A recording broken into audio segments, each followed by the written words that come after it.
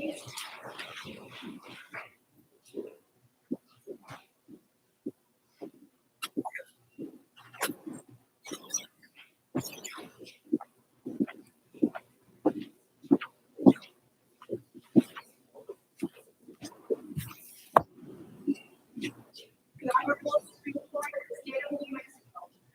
be seated.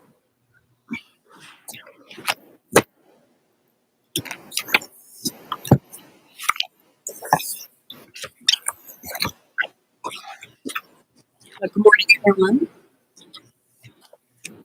S-1-SC-38815, Southwestern Public Service Company versus Mexico Public Regulation Commission. Can I have entries of appearance, please?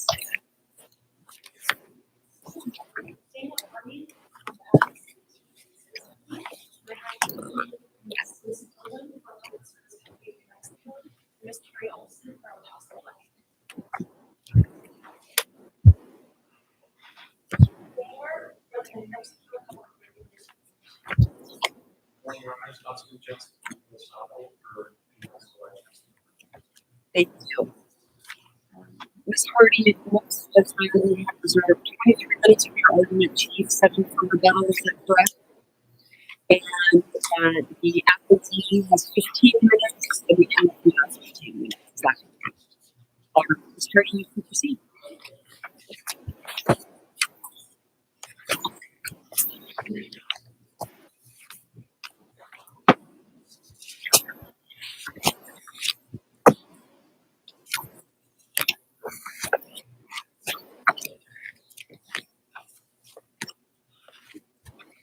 Good morning. May it please the court.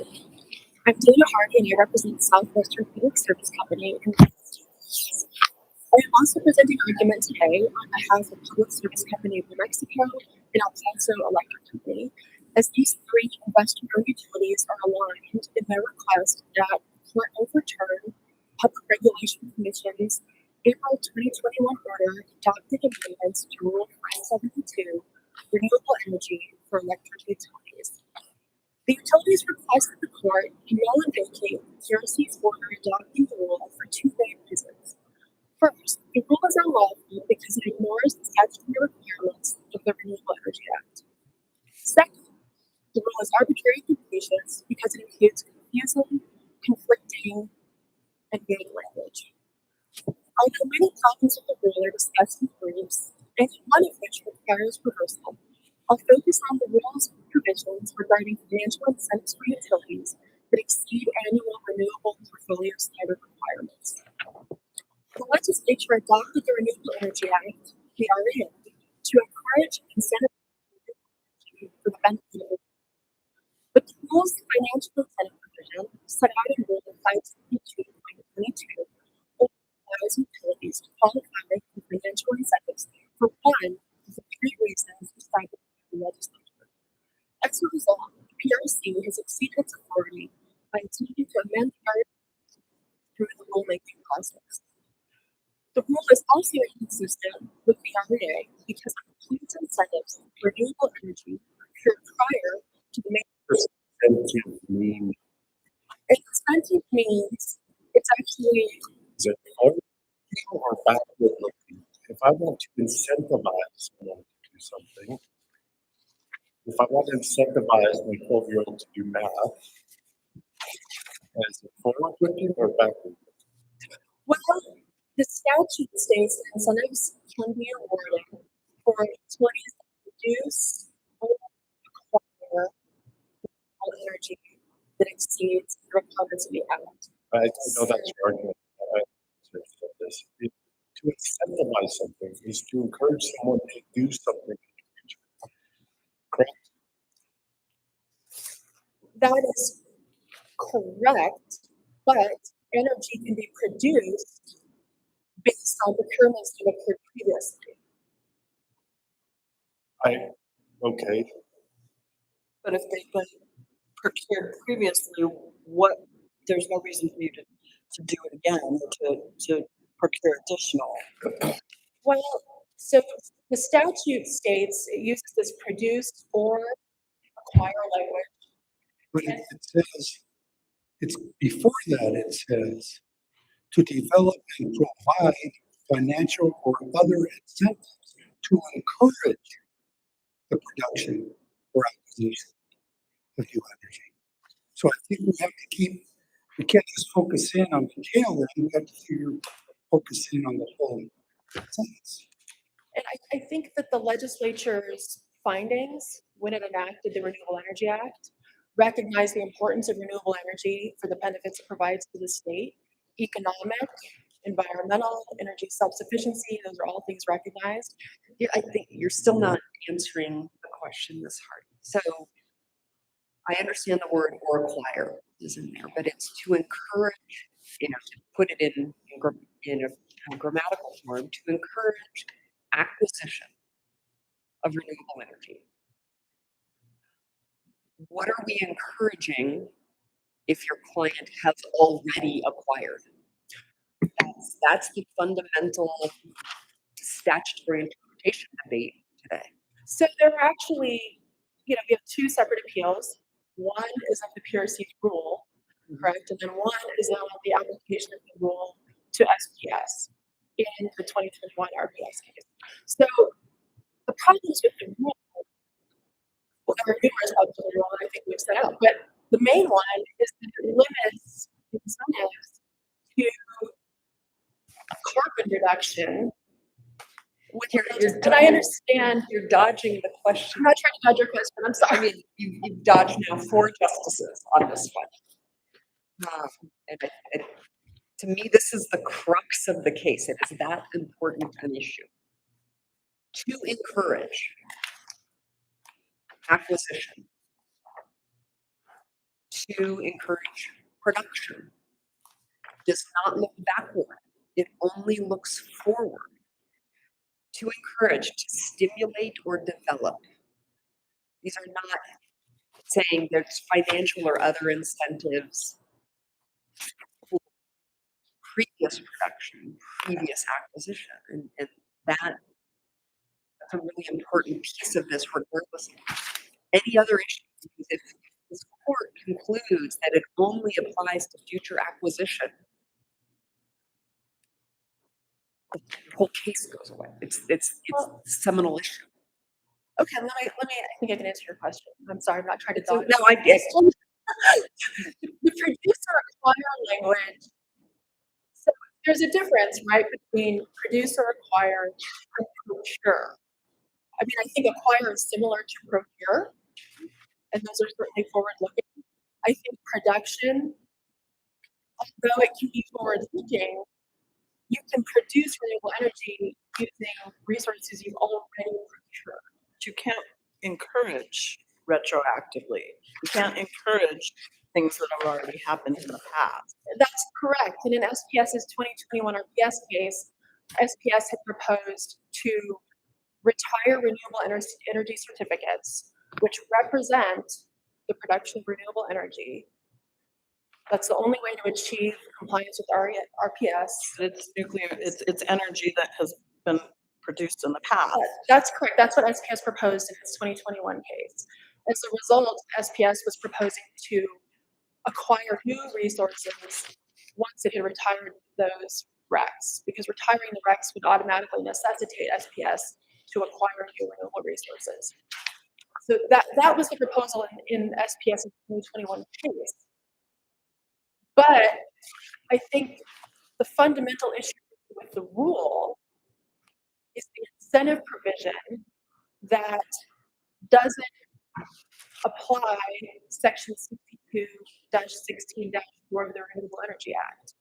That section is very clear that incentives may be awarded for a utility that exceeds the annual RPS or reduces coal-fired generation or reduces emissions.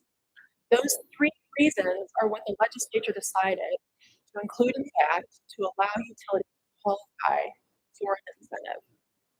And it's important that you use the word or. It's any one of those, it's not all 3. And in the findings section of the act, the legislature also recognized the importance of encouraging utilities to exceed the annual RPS because it stated there as well that utilities should have higher incentives for exceeding the annual standard. So the legislature was important enough to include that in two separate sections of the statute, both findings and then also in section 62-16. The statute would, or I'm not used to these microphones, I feel like I'm echoing. The statute is clear and the statutory language would control. I don't think PRC or anyone is disputing that. Why does the amended rule need to have that in its provision when there's an understanding that the statute would apply? Why would that make this whole, why should we completely vacate the rule, knowing that the statute would govern? Because section 572.22 of the rule contains multiple subparts, and subparts A and B state those three statutory requirements, the means that for which the utility can qualify for incentive. But then in subpart D, the rule states that to earn an incentive, a utility must provide and establish that the cost of the proposed measure is outweighed by carbon emission reduction. So and it says, it's very clear, the rule, no incentive shall be awarded unless the utility establishes that this carbon reduction cost benefit analysis is met. So carbon reduction emissions are only one of the reasons the legislature found incentives could be awarded. So the rule is basically writing out the other two reasons that the legislature found incentives could be awarded. But if we disagree with you that retiring RECs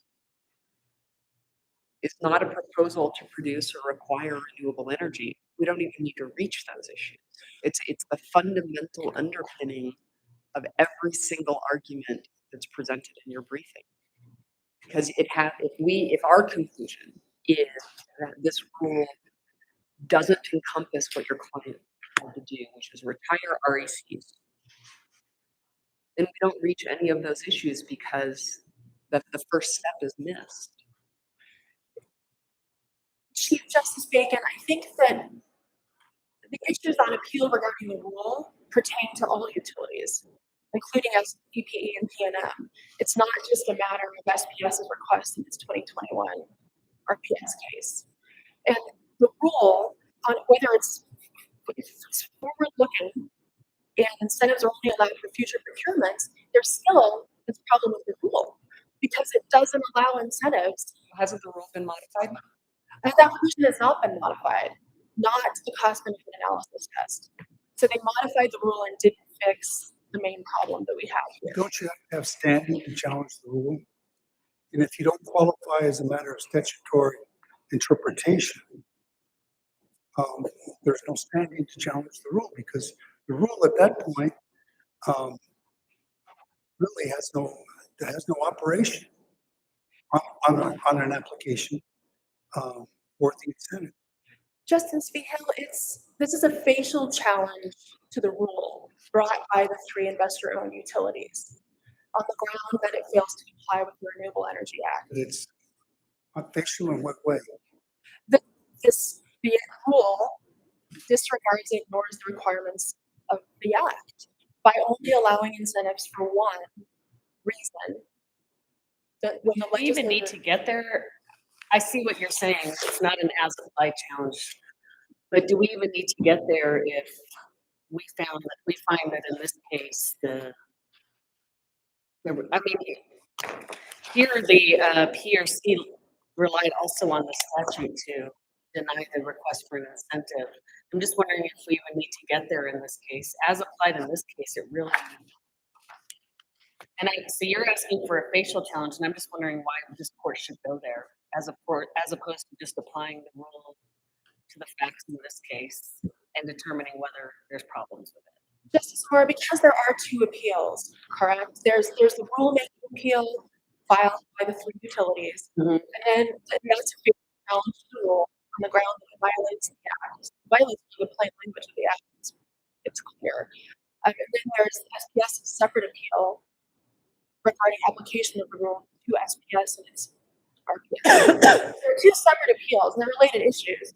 But I think that the fundamental issue here really is the rule itself, which is going to apply to utilities and create confusion, and it's inconsistent with the act. Getting to your argument about the rule and the problem with the rule, is the rule really just saying your investment has to have some value? You can't come in and say, you need to pay us $5 million because we reduced the carbon load, but the reduction was so tiny that it really doesn't make a difference in terms of the act, that the cost that you're incurring to reduce the, whatever the pollutants or whatever that is trying to be accomplished is of marginal or no value. And that's really what this rule is saying. There has to be a benefit to the investment that you're making and asking to be reimbursed for. And whether it applies to 1, 2, or 3, it would apply in all 3 circumstances, not just to number 2. So the commission can decide, of course, in each case whether to approve an incentive, right? It's a factual determination in a specific RPS case like SPS's. But here, by including that carbon reduction cost benefit analysis, the rule is saying the only way any utility can earn an incentive is by establishing that the cost of the procurement is outweighed by carbon reduction. And that means that a utility cannot earn an incentive for exceeding RPS alone or reducing coal-fired generation alone when the legislature included all 3 of those things. And maybe I don't understand how this is working, but wouldn't all 3 of those things reduce the carbon footprint? Would there be a carbon reduction with all 3 prongs of the statute? There may or may not. It depends on the type of the resource. It depends on if you have a system that has a certain amount of, say, coal and natural gas generation, and you're adding additional renewable resources, you may not be reducing your carbon footprint because you're still producing from the same resources. And certain types of resources also don't necessarily, even though they're renewable, reduce carbon the same way as other resources. For example, biomass is recognized as a renewable resource in the statute. Can't the PRC make a judgment call about what this is trying to accomplish and say that we're trying to reduce carbon dioxide, this is the point of this? You have to show that there's an actual benefit, whether you're going under the exceeds applicable annual renewable portfolio or results in reduction in carbon dioxide or causes a reduction in the generation of electricity by coal-fired generating facilities. You have to show that there's a value to what you're doing, and the value exceeds the investment, so that the ratepayers are not, the customers are not paying for an investment that has no real value.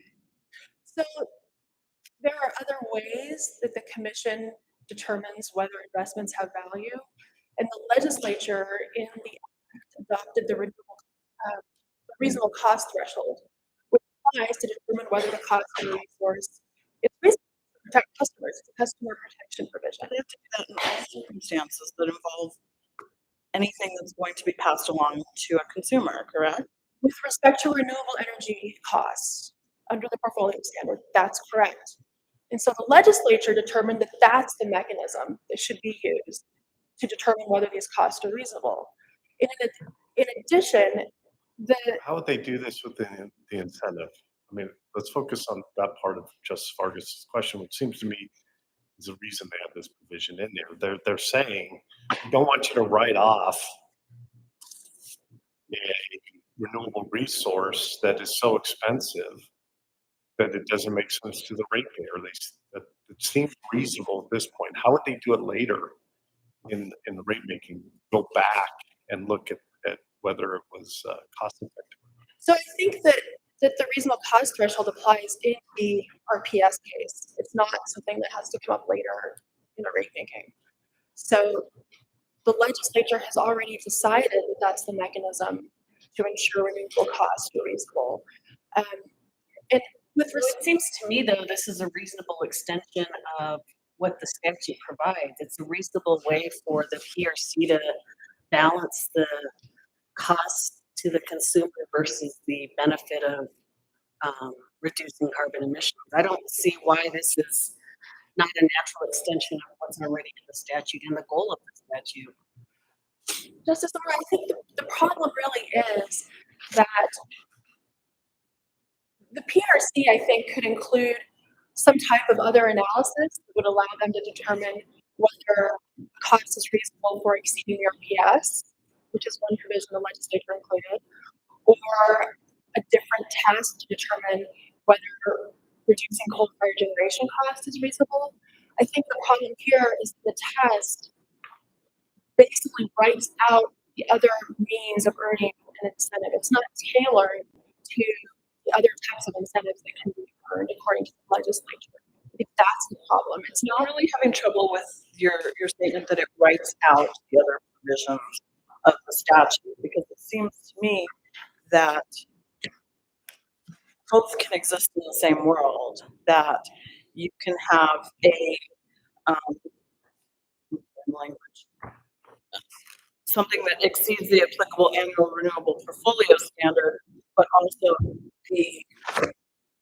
there's a corresponding reduction in carbon dioxide or other emissions that's greater than the cost of the investment.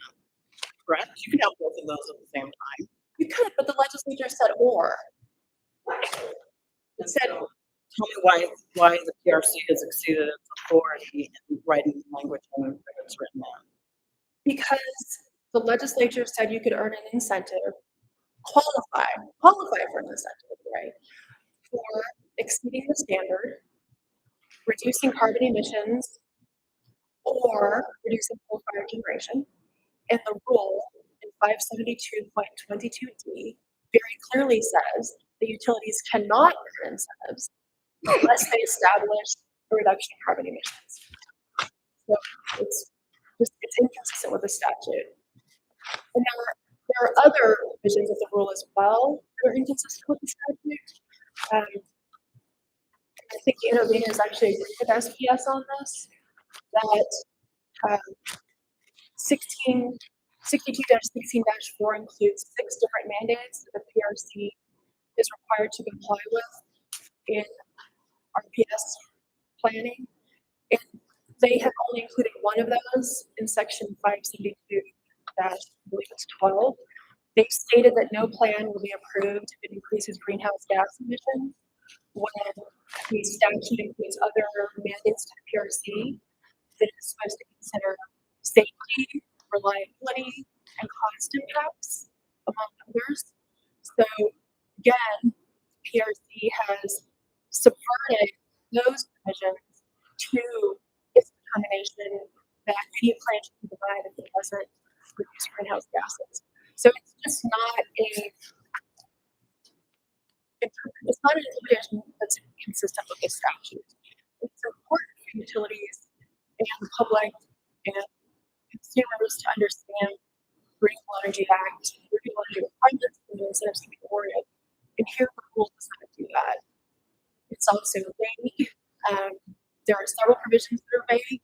We've talked about the definition of incentive, which doesn't specify. Getting back to the last point, can you give me a specific example of the 3 alternatives provided in the statute? What does non-reduce carbon? Specific. Okay, Justice V. We've talked in our briefing about biomass resources. Biomass is renewable. That's the main one that comes to mind, but it's a Well, we've had a long time to come to mind. Do you have any other examples besides biomass? where increasing the percentage would not necessarily reduce carbon. Tell me a specific example. Not hypothetically, Biomass. aside from biomass, Well, the other types of renewable energy are wind and solar. So they reduce carbon. if you are reducing your reliance on other carbon generation, yes, by themselves, adding those does not reduce carbon. They add power, add energy, Correct. but do not add carbon. Correct. not reduce. Correct. But I think your point is if, say, you have a company who's doing both wind and carbon-based production, they may expand their wind production and not reduce their carbon production. Exactly. with the same energy. Correct. Thank you. I see my time is up. I would just request the court annul and vacate the rule. Thank you. Same.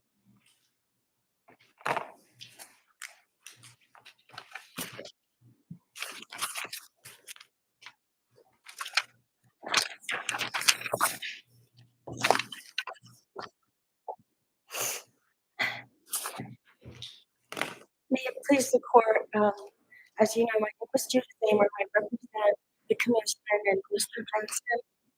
And I have divided up the time, but I do want to immediately address some of the questions that you've raised. And I think we need to step back for a second and realize that the legislature made substantial amendments in 2019 to the Renewable Energy Act as part of the Energy Transition Act, which was Senate Bill 489.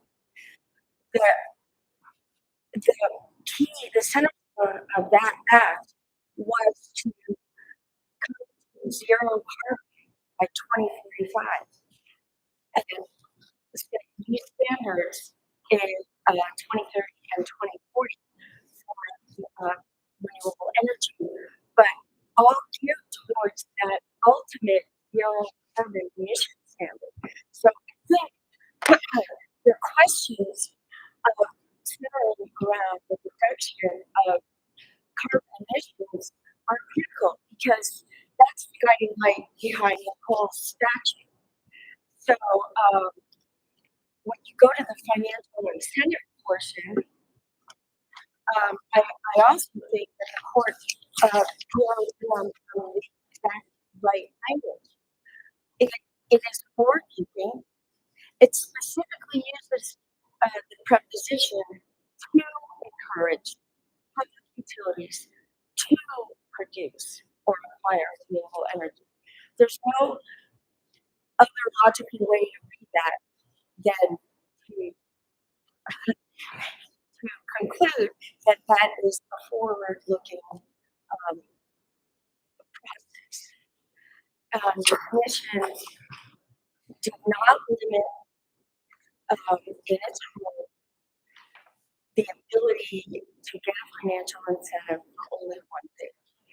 It allows, the rule expressly allows a utility to receive a financial incentive to produce or to acquire renewable energy resources that one of the three things, 1, 2, or 3, and to also require a reduction in carbon emissions in virtue of a. What about the other side's argument that subsection C only includes one of the alternatives?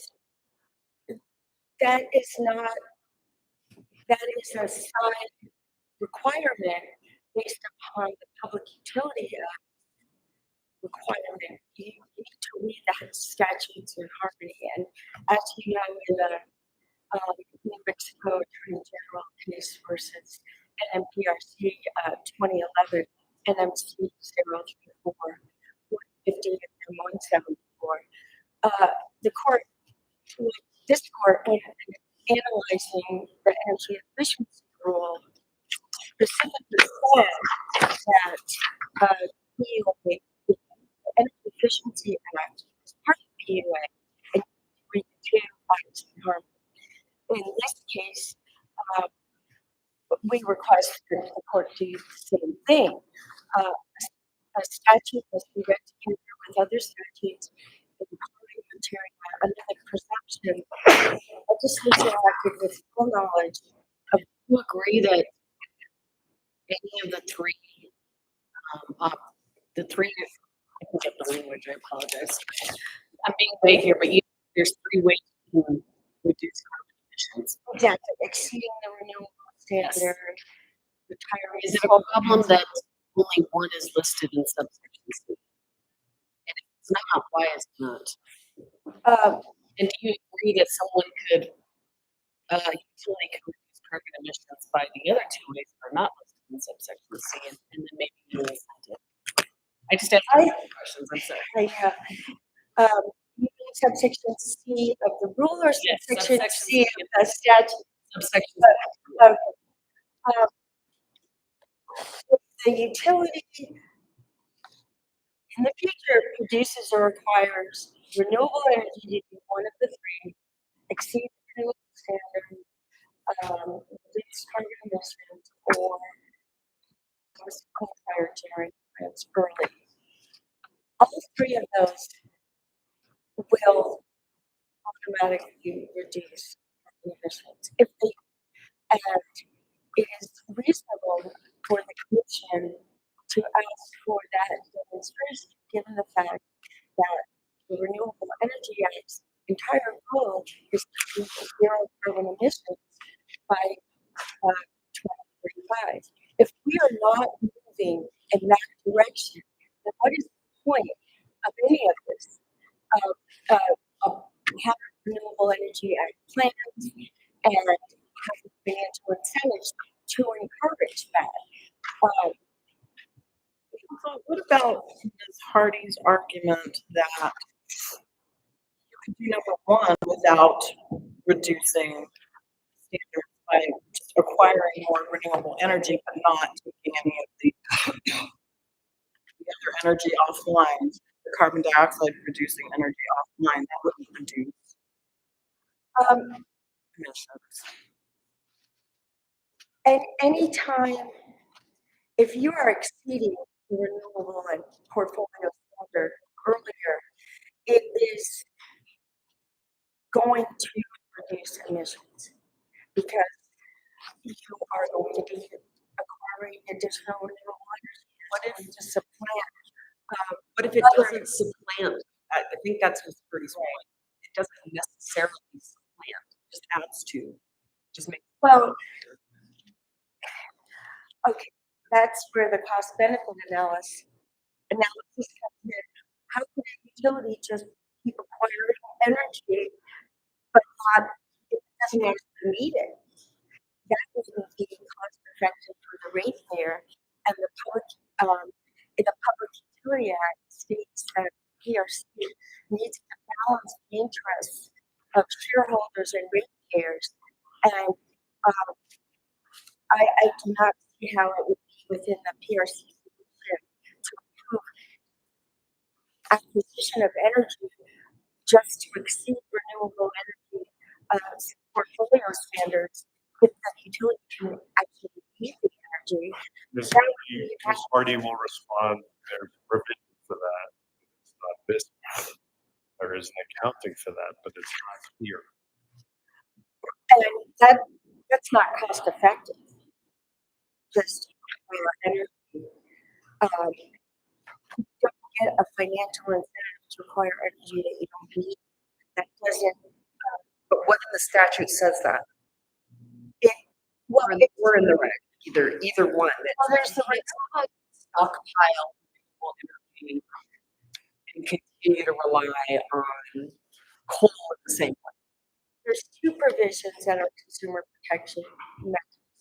There's the RCT, and that applies for compliance with the renewable portfolio standards.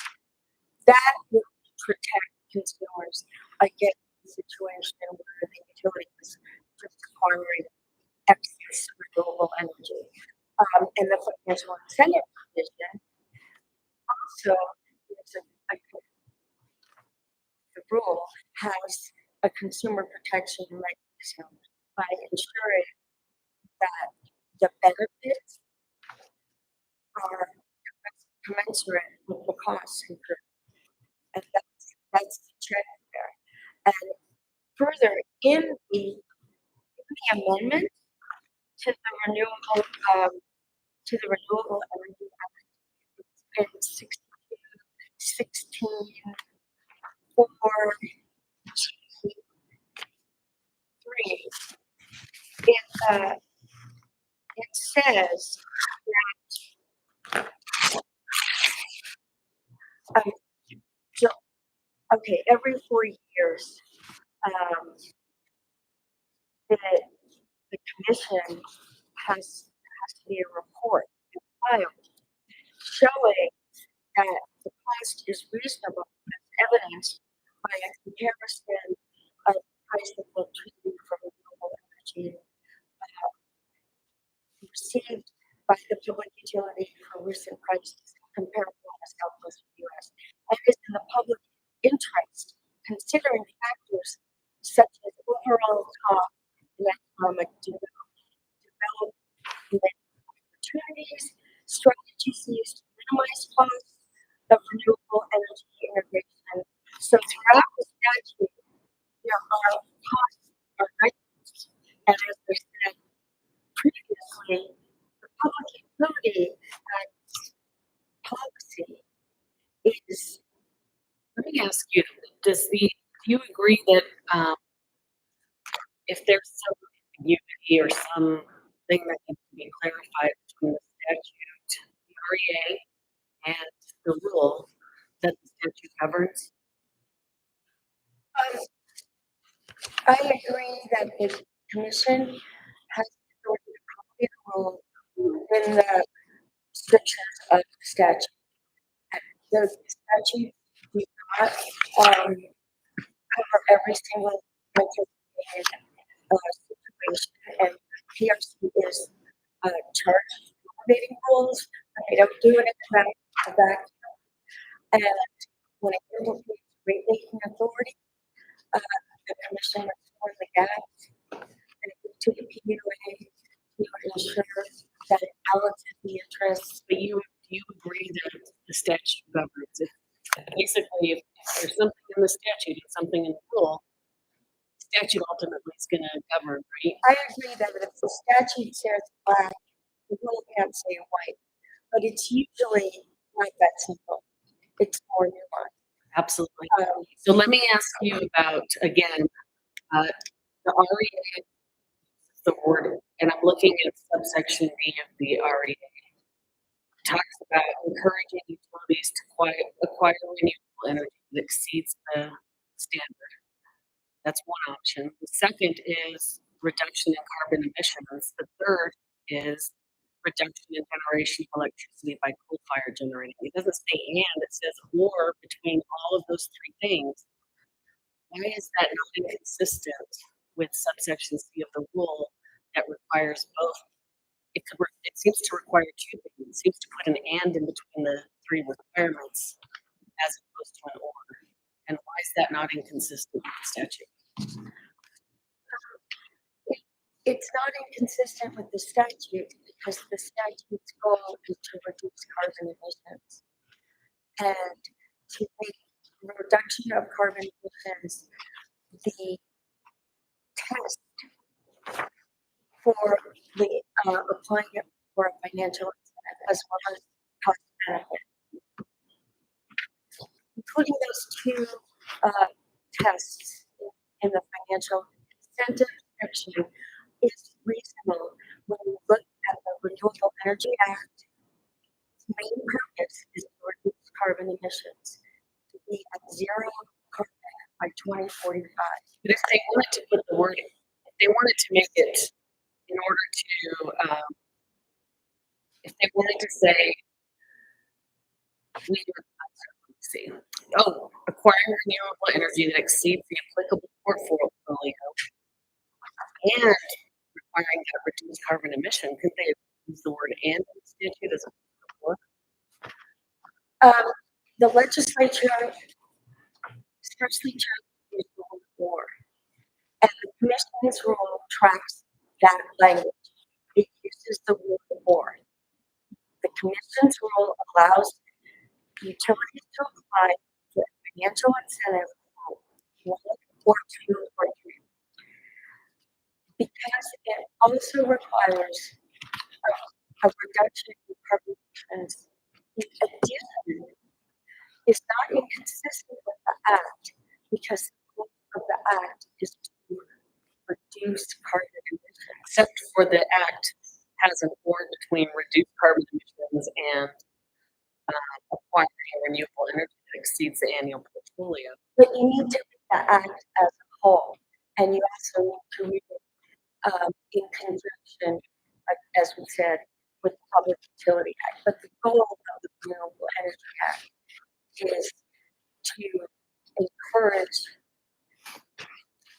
utilities to produce and acquire renewable energy with the ultimate goal of coming to zero carbon emissions by 2045. And wouldn't we aren't we then replacing the language of the statute by saying now you can require, you can make two of the requirements instead of one or two or three. Now we're saying you have to have two of the three. Aren't we then putting an and where this legislature clearly put an or?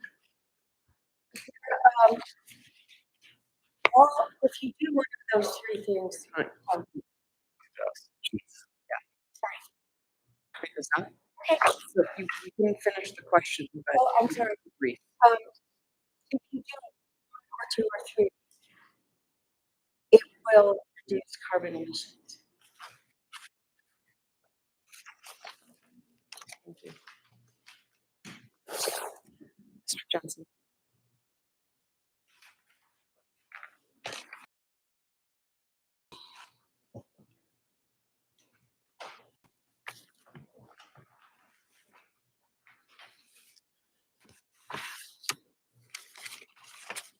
Good morning, Your Honors. May it please the court. I represent the New Mexico Large Customer Group, a coalition of some of SBC's largest customers. NMLCG members, together with the other interveners who joined in briefing on Seminole County Unlimited and Louisiana Energy Services, are paying for electric service from SPS and have a keen interest in making sure SPS's rates are just and reasonable. Following up on your discussion with the commission, I intended to address the adjudication at issue, but given the court's questions on the rulemaking, I figured I'd try it for a third time. With the language that the court is focusing on and Ms. Hardy points out, it is a selective citation of the statute. In 572.22, the court or the commission specifically lists each of the three bases in the REA to receive an incentive. So utility can come to the commission for each one of those three bases and request an incentive. The cost benefit analysis, as Ms. Hamer pointed out, is an embodiment of the REA's purpose and their duty under the PUA. The purpose of the REA was promulgated originally to combat climate change, to reduce emissions, and incentivizing production or acquisition of renewable energy. The renewable energy must do something, right? Incentivize the production or acquisition of renewable energy that accomplishes one of the three goals. There's a cause and effect. The production or acquisition of renewable energy that exceeds the RPS, that reduces emissions, that reduces carbon or the running of coal-fired facilities. So SPS's response to Justice Vehil's question about what other than violence would apply, and Ms. Hardy responded, well, if there's no offsetting of renewable energy increases and decreases to emissions, what that scenario necessarily implicates is an increase to load growth. If load stayed the same, electric load stayed the same, an increase to renewables should necessarily decrease emissions or the runtime of emitting resources. Now, presume that it doesn't. Load increases and the runtime of emitting resources doesn't decrease. Now, in that situation, the renewable energy procurement doesn't accomplish one of the three stated goals, right? For renewable energy, for production, for acquisition of renewable energy, that exceeds the RPS. To demonstrate compliance with the RPS, you have the production or acquisition of renewable energy. Each megawatt is 1 meg. It offsets. So as you add renewables and add load, you're not exceeding the RPS, right? 1 additional megawatt of load, you're adding renewable, not reducing emissions from carbon utilities because you're not curtailing that generation. You're not exceeding the RPS. So in that situation, it still wouldn't apply. But where is the cost benefit analysis in that? As far as the ability to make that determination at this stage and not at the rate stage. This idea that PRC rule can say, which makes common sense, I think, to the regulator, absolutely don't put on a portfolio something that is so expensive that it doesn't benefit as far as generation. Where is that? Where is that authority found in this process? That's in the Public Utilities Act. Every rate charged to the ratepayer in pursuit rate. I got that point, but we're talking about this particular process for these incentives, and it's a determination on the incentive that the PRC has made this rate insertion to tie back to the Public Utility Act. So at risk in answering it the same way, Justice Thompson. In the same case, the Attorney General of New Mexico versus Public Regulation Commission, the EUA doesn't have the consumer protection provision in it to determine whether or not a rate under the EUA, in that case, the disincentive offset, is just a reasonable cost to the ratepayer. This court said in that context, and we argue it would apply here, that when the PRC says yes, incentive, that's a rate under the PUA, and the PRC is required to determine whether that rate is just and reasonable. And in that case, the court said that the PRC is required to consider cost benefits, the interests of ratepayers, and the interests of shareholders. That is essentially a cost benefit test, where you're considering the utility's finances, you're considering their request, and determining whether that incentive isn't just cost to the ratepayer. Just because it's not in the REA, that doesn't abrogate the PRC's duty to ensure a rate's just reasonable. Council, maybe I'm missing something, but it seems to me the answer to Justice Thompson's question is in subsection 1 through 6, 1 through 5, in that it says, no later than a certain date, renewable energy shall comprise no less than 50% of each public utility's total retail sales to New Mexico customers. It's got to be, it's got to be a percentage of the utility's total retail sales to the customers. So that if something is, the cost is exceeding the benefit, so to speak, you're not meeting the threshold, you're not meeting the requirements of a percentage of sales to the customer. I don't know if I'm making any sense at all. I'll try, but let me know if I'm getting there. The requirements under the REA to increasingly increase compliance with the RPS, which essentially increase renewable energy production, that is a progressive target, and the REA only provides incentives for exceeding that minimum threshold. But the threshold is defined as percentage of each public utility's total retail sales to New Mexico customers. Sales of electricity. So that Right, and we're getting into the math of how the RPS is calculated, but essentially you take the total retail sales and then you divide it by how many RECs you have. 1 megawatt equals each REC, and that determines how many megawatts of retail sales you serve with renewable energy. Am I getting close to where? yes. And I think when plugging in your part of it's got to be just and reasonable, I forget to the customer at a fairly reasonable rate. Right. The two put together is how you get it. Yes, it's reading the two statutes. Yeah. And so I would like to discuss briefly the adjudication at issue before you. This case specifically represents an issue of significant importance to all constituents of New Mexico retail electric utilities.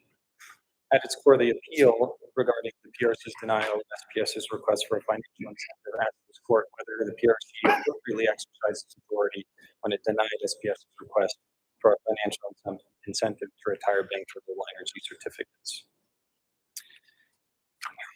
Three things specifically, counsel, in affirming the Tribunal's decision. First, and most importantly, is SPS's true request below, and that was the request to receive compensation to retire RECs. The bargain for exchange was the payment of $1.6 million approximately for the retirement of renewable energy certificates. But at its core, the REA incents only recurrence, production, or acquisition of renewable energy in the future that accomplishes one of the three goals of the REA. RECs, by contrast, only represent the environmental attributes previously generated from renewable energy, a fact with which appears SPS agrees, and they state as much. The RPS almost feels like a savings account. It is. Well, so RECs, the REC. Yeah, is a savings account. And so it's already full of something. So it's not creating activity. That's right. And the record below is rife with cross-examination, pre-filed written testimony that points that out, that the REC bank account is exactly that. It's something to draw against to establish compliance with the then applicable RPS. Simple retirement of RECs does nothing to produce or acquire a single megawatt hour of additional renewable energy or decrease even marginally emissions from any generating resource. And wouldn't alter the equation that you and Justice about the exceeding the RPS. Not at all. Would you have a sense of how, if this were allowed, how far forward they would be to recount these credits? So SPS presented testimony on this, and I don't have the exact numbers in front of me. They proposed to retire RECs to meet the 2025 40% RPS target 2 to 3 years sooner.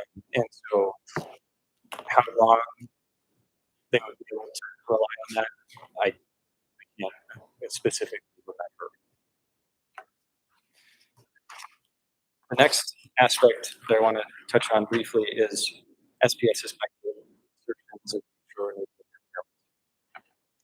energy. Recognizing the deficiency in their application that they simply requested compensation for retired renewable energy certificates, SPS attempted to bootstrap its proposal speculative assertions that it would be required to produce or acquire additional renewable energy sometime in the future and sooner than they otherwise would. Make no mistake, this does not change SPS's request before the commission. I guess before the bargain for exchange was the retirement of RECs for $1.6 million. In applying the REA, the commission noted that, quote, SPS must demonstrate by preponderance that it will produce or acquire renewable energy in excess of its RPS requirements in order to be eligible for an ordinance incentive. That's at the order of Harper 1611. By asserting that it would be required to produce or acquire renewable energy sooner, what SPS is stating is that they will run out of RECs. To your question, they will run out of RECs and they will need to produce or acquire additional renewable energy to meet the minimum RPS standard. Without proposing a specific resource before the commission, it is impossible for the commission to determine whether or not an eventual production acquisition of renewable energy will indeed exceed the RPS. There's a specific order of operations in the REA. It's incentivized the production or acquisition of renewable energy. That does one of the three things. What SPS tried to do here, skip the first step, as you, I think, mentioned earlier.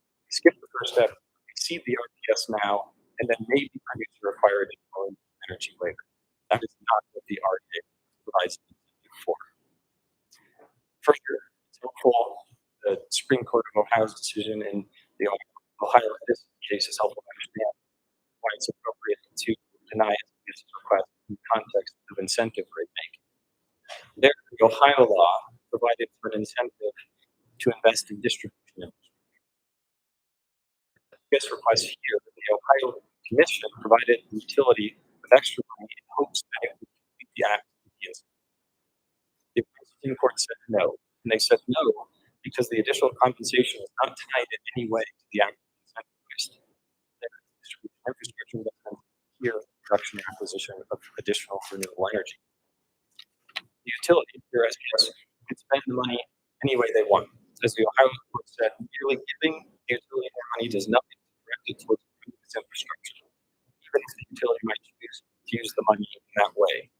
With extra money, the utility might increase employee salaries, pay investors on the dividend, redecorate its offices, or perhaps modernize its infrastructure.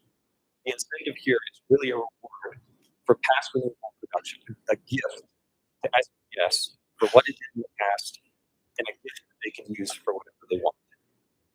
The hope that SPS, their projections would eventually come true in the future, that might transform its request for the commission into an incentive for the production or acquisition of renewable energy.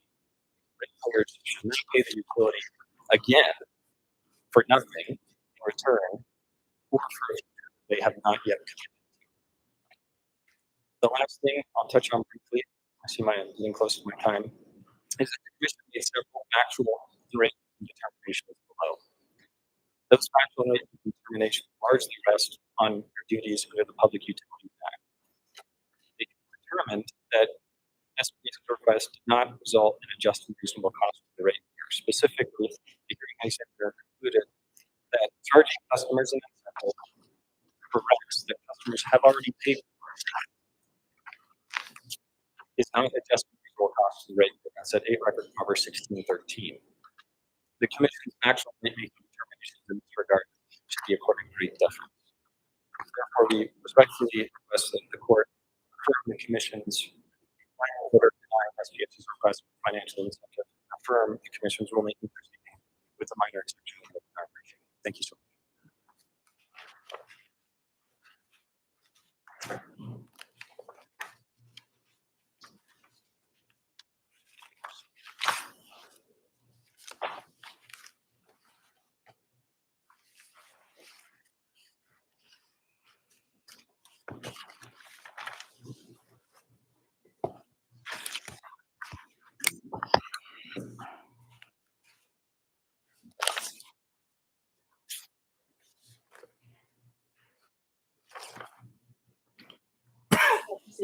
Thank you.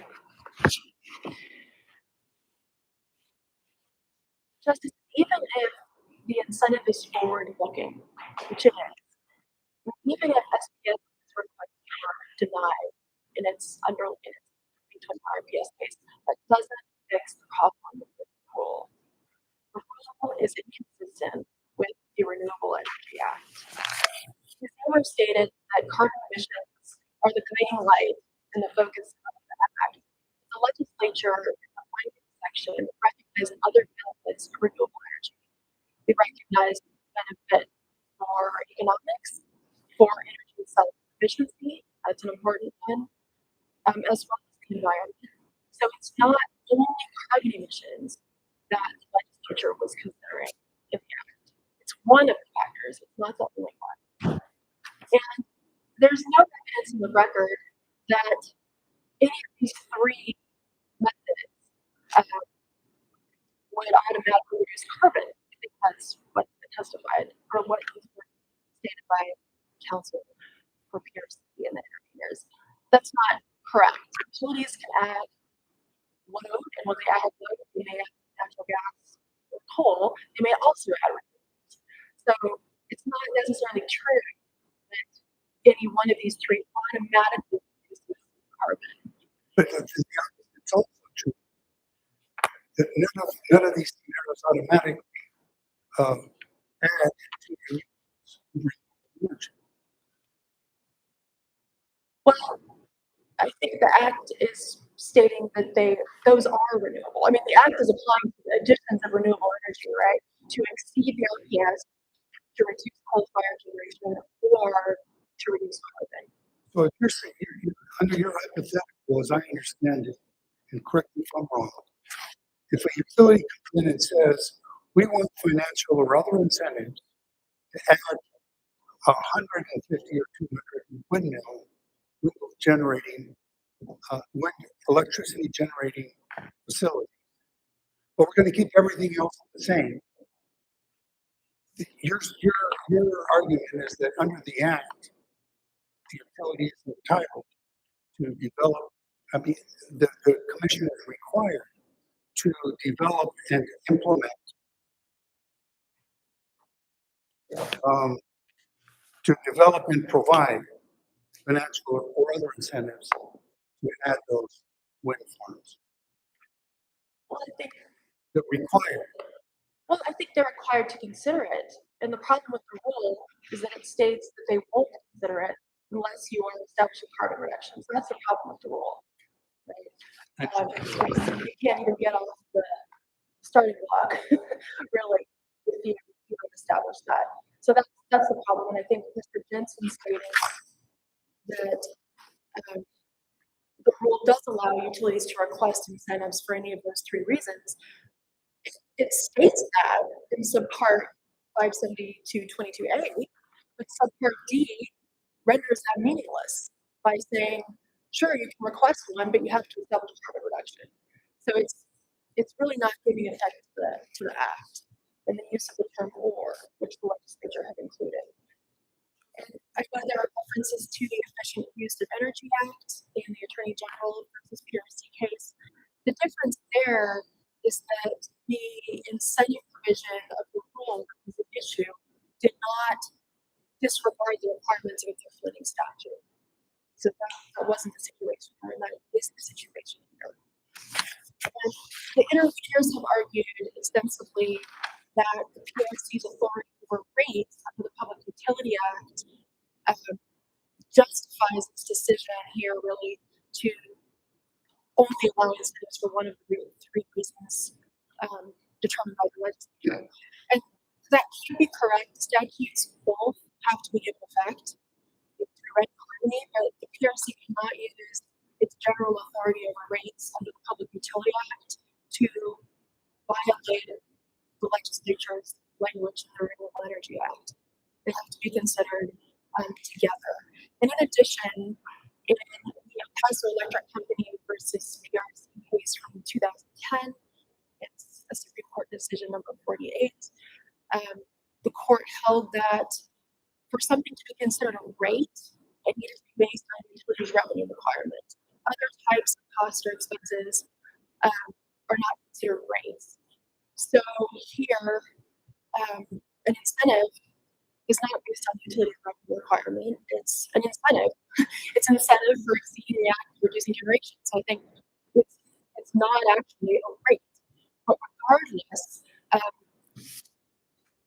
PRC can't use that general authority to undermine its authority under the Renewable Energy Act.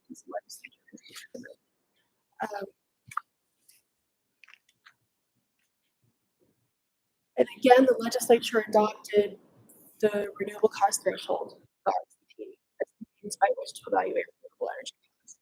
So this idea that the utilities would come in and see unlimited incentives and there's no authority to deny them or to check them, that's just not true. And the utilities have not claimed that. And that's not what SPS claimed either in its 2021 RPS case. In fact, in that case, SPS established that its procurements met the cost cap, which is a separate provision of the rule, out of the carbon reduction analysis. So there was two separate cost checks, and then there's also the RCT. So I think SPS established that it met the RCT as well as the cost cap, but it didn't meet the carbon reduction test. But as I explained, I think the carbon reduction test is inconsistent with the Act because it doesn't allow incentives for each of the three reasons determined by the legislature. And in summary, under the standard of review, which is de novo, the order must be annulled and vacated if any provision of the rule violates the Act. You can't pick and choose. It has to be reversed in toto. So that's what we would ask here. Thank you very much for your time. Council, thank you for your arguments. The court will take this under advisement as we. Thank you.